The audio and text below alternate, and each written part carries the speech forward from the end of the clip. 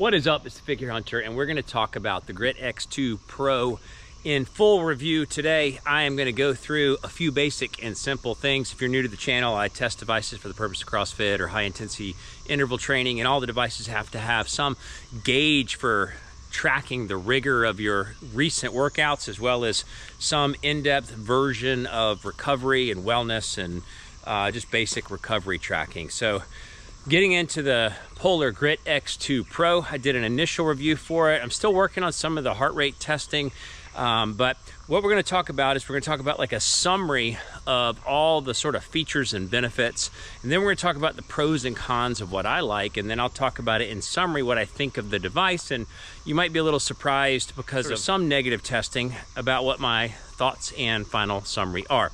So just looking at the laundry list, I'm going to sort of reference a list form version, so it's 79 grams, so on the slightly heavier side.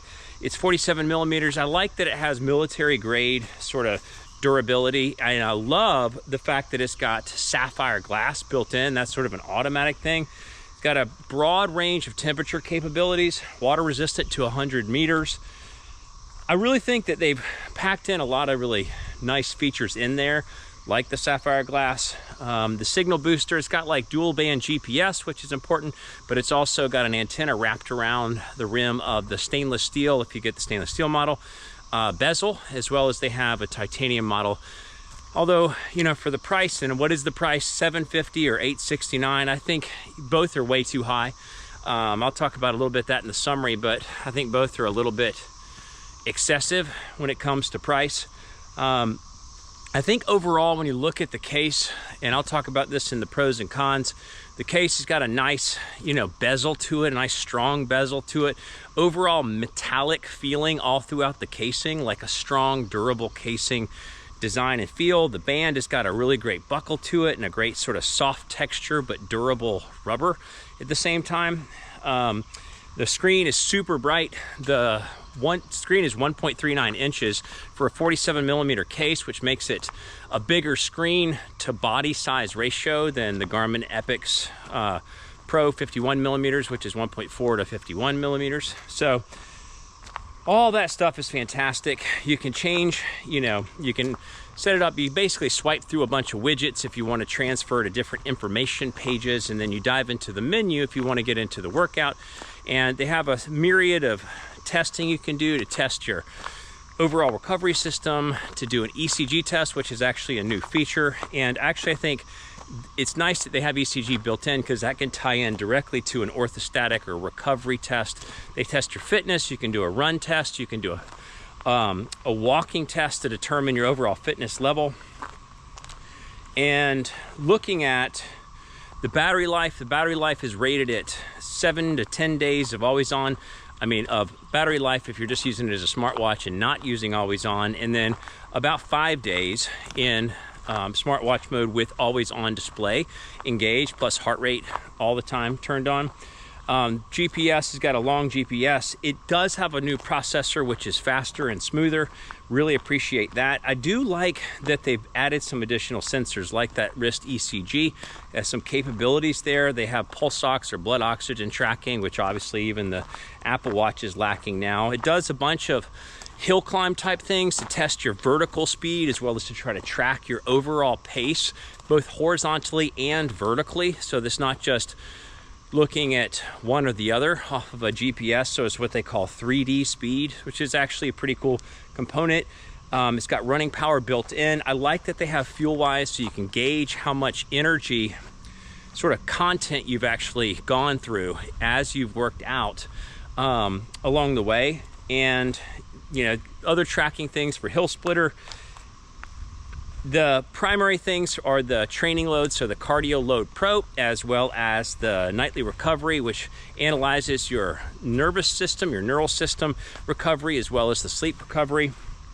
And that's sort of the list of all the primary things that come with it. So what do I think when I think about it in the pros and cons? On the pros, going from maybe, least significant to most significant, I definitely think, well, I guess it's sort of one of the most significant things, is the overall design. I think The overall design is one of the best looking watches I have ever tested. I think how it looks just in the rugged sort of appearance and the bezel and the size, coupled with how it feels on my wrist. You know, there's only been a couple watches that, I don't know, it just goes on, it feels good on your wrist. Like the Apple Watch Ultra is one of those, although Apple Watch Ultra lacks so many different basic things. The screen is extra bright and vibrant. I really have appreciated really just the fantastic nature of the screen. I mean, they've really nailed the AMOLED design, large screen coupled with the body shape and design. The battery life. So what am I getting in the real world with always on display and heart rate constantly being tracked? I have been getting 4.5 to 5 days. I would say around 4.5 just to be conservative. That's with about 45 minutes of GPS usage every single morning, plus an hour workout. So 4.5 days is, in my opinion, is knocking it out of the park with what seems to be a brilliant screen the whole entire time. I love that it tracks your activity, like your overall activity throughout the day. You sort of gauge, you know, how active a person you want to set a goal to be, and it gives you a combination of like how much moving around, how much your heart rate was jumping, as well as how many workouts, and it sort of helps you to have an overall evaluation. I like the maps. The maps are actually really simple, and it's one-dimensional. You don't have street names, but I think the mapping is the fact that it just sort of pops up sort of simply, and it's not really complex, and you can zoom around and pan around really easily, and all of it just works in simple settings. I feel like that's helpful. The fact that it's not routable is not helpful unless you upload a track. So otherwise it's just not routable, so it's not really useful. But I do think it's a simple little solution they came up with. And then we get into the meatier stuff, like the heavier stuff. I think the Cardio Load Pro, the Training Load Pro over time is actually fantastic. It's, you know, basically just taking the last 7 days relative to the last 28 days and saying, are you working out harder this week to push your fitness higher than you did in the last 4 weeks? Yes or no? And it gives you a number score. And a lot of other companies have copied this cardio load score as a basic metric, and I think it's still one of the freaking best metrics. It's simple, clean, and it's right. And then probably their best feature when it comes to like deep level pro is the fact that they have the nightly recharge. And the nightly recharge is just fantastic. It takes into account analytics about your sleep and culminates that sleep into a sleep score. And then couples it with analytics about your autonomic nervous system, rejuvenation, depletion, whatever. And it couples that into a score and then takes the two scores and gives you a final score for your nightly recharge. All of that is fantastic. And this nightly recharge basically takes into account what multiple devices have like tried to figure out, like a sleep score, the autonomic nervous score, and they don't really combine it into one sort of nightly recharge, nightly rejuvenation. And Polar has been doing this forever, like since the dawn of time, and for some reason, it's still really good. After testing multiple devices, it's still fantastic, both in their simplicity, but this is actually a complex set of variables that they have figured out how to summarize into simple, directionable aspects. And then on the cons. So if we talk about the cons from most simple to most significant, the simple con is just the watch faces. You can't set your watch face designs to be permanent and lasting. So you have to redesign your watch face every time you go through and you want to make a change from analog to digital or whatever. It's just a pain in the ass to have to redo it over and over again. The vibration alert is pathetic. The vibration is just, for some reason, it's the softest, most gentle vibration I've ever felt in a watch. And if I was left on one device, I don't know if it would wake me up in the morning and I use it as an alarm. That's another side small thing, is that there's only one alarm that you can set. So you can't set multiple alarms. If you're somebody like me that pushes the snooze button a bunch of times, you can't do it. You can't, you just have one alarm. You got one chance to wake up and that's it. Alerts and notifications just in general, for whatever reason, and this is a fact, for whatever reason, the way that the Polar device connects to an iPhone, the Apple ecosystem, has been problematic ever since it began. It's never gotten better. It is not different. So In all these generations of watches, it does not stay connected to the Apple Watch. So you will get truncated messages. Sometimes you'll get a bunch of messages in a row. Sometimes you won't get the messages in a timely manner at all. And sometimes you'll get the same messages over and over again for some dumb reason on repeat. And so for me, my most important smartwatch feature is to get notifications and have them come in consistently, clearly, and where I can see them. And it is not reliable in the consistency and clarity here.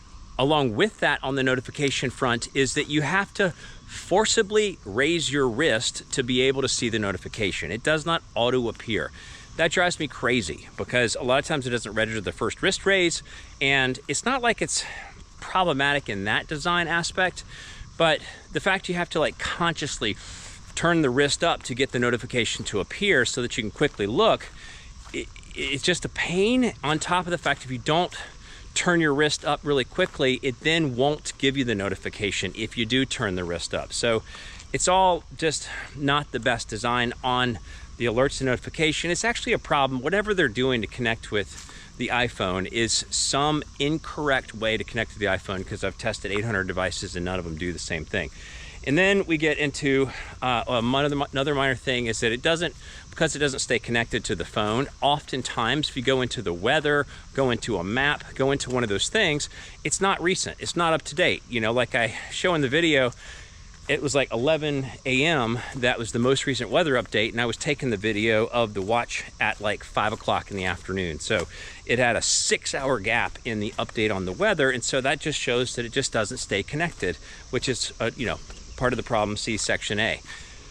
And then the last and most significant thing is the heart rate accuracy. So the heart rate accuracy is a fundamental major issue that has not been consistent. It has gotten better. I have definitely noticed since 2.1. So the initial update that might have come right out of the box definitely was not worthwhile. But the 2.1 did start to see definitive improvement, but it's still problematic. So I would honestly say that it's probably not as good as some of their older devices, tragically, even with this new sensor. And the sensor looks cool, but overall is not functionally working any better, and not even better with the 2.1 update release that just came out. So those are the pros, those are the cons, that's the total of all the specs that you might see under the sun. So what do I think of the Polar Grit X2 Pro? You know, taking it off and having to ship it back today, I just felt like I really like it. I mean, it just hits perfectly with the design and with the fact that a lot of it functions really well and accomplishes exactly what I'd want. I really love the nightly recharge. That to me is the best nightly physiological evaluation of any watch on the market today. Better than Garmin's culmination of things, better than anybody else's for sure, better than Whoop's. Everything is just sort of one-dimensional. I feel like they nail it, and weirdly, strangely enough, they've been nailing it for like 5 years in the same tenet. So the nightly recharge is a big deal, a huge value. When you look at it, like at the end of the day, like the fact that the heart rate accuracy is wrong, but I do CrossFit training and I kind of have to wear a chest strap with every device on the planet. It takes that out. I think they need to focus all their resources on fixing the heart rate issue. They need to make that device, or whatever the actual heart rate sensor built into it, as hyper accurate as that sensor can possibly accomplish, you know, period. It's got to get definitively better, because you start to doubt some of the other metrics in just day-to-day sort of simple living or nightly sleeping. But having sent it back today, I just thought, man, this watch would probably be a contender for what I would want to wear on a regular basis if it was $600. So $750 puts it out. The fact that the notifications don't come in puts it out. You know, the notification system, just the way it connects to the iPhone, doesn't work. The fact that the vibration is light kicks it out a little bit. Alarm, only one alarm, that kicks it out a little bit.